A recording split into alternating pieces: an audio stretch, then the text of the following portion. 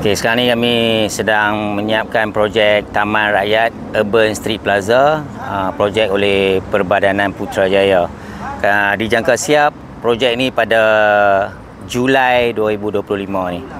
Kami baru aja mula kerja lebih kurang dalam 3 minggu dekat sini dan semuanya buat masa ni berjalan dengan lancar lah. Cuaca pun bagus ya.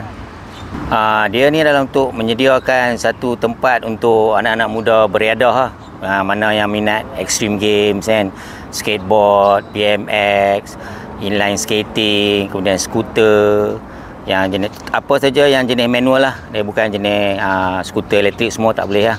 Kita akan ada pump track kat sini. Lepas tu kita ada buat street plaza. Lepas tu kita ada buat bowl juga kat area ni apa semua. Dia ada 3 elemen yang berbeza lah untuk budak-budak muda skate lah.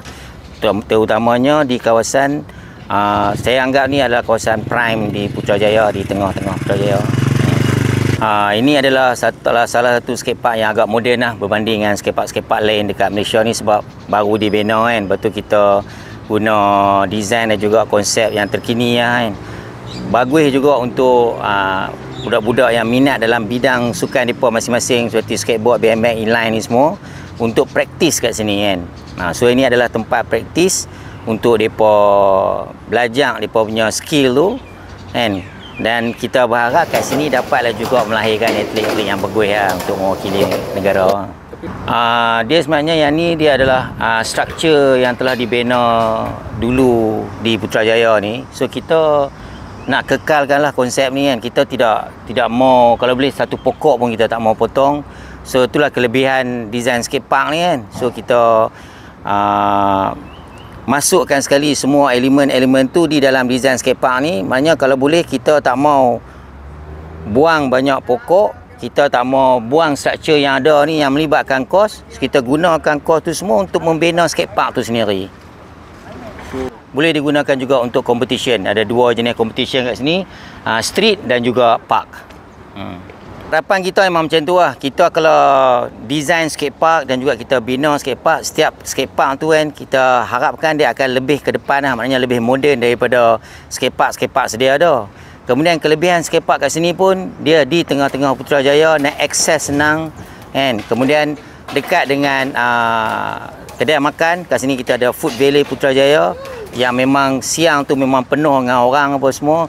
So skateboarder apa semua yang main skate kat sini yang menggunakan kemudahan skatepark ni dan juga pump track dan juga bowl ni, boleh juga mereka nak pergi makan apa semua, boleh pergi makan dekat Food Valley ni. Ada surau, ada tandas dan pembinaan yang seterusnya saya difahamkan memang Putrajaya akan buat sendiri mereka punya tandas dan juga surau dan juga ada beberapa kios untuk perniagaan yang melibatkan extreme games ni akan dibuka di sana tu. Jadi dia lebih macam menjual peralatan skateboard, BMX semua yang berkaitan dengan kemudahan kat sini. So kat sini dia akan jadi lengkap lah kan. Dia akan ada pusat sukan extreme games dan dia ada kedai makan, dia ada semua kemudahan. Memang bagus ya, memang sempoi ya. Skatepark tu adalah skatepark yang agak lama. Jadi kalau kita nak modify skatepark tu dia menggunakan kos yang sangat tinggi kan. Jadi daripada kita buat bajet untuk modify tu skatepark tu untuk dapatkan kemudahan skatepark yang terkini, lebih baik kita buat yang baru tu. Dekat sana tu dia ada dia punya kaedah permainan dia berbeza dengan sini. Jadi kita dapat 2 skatepark yang berbeza.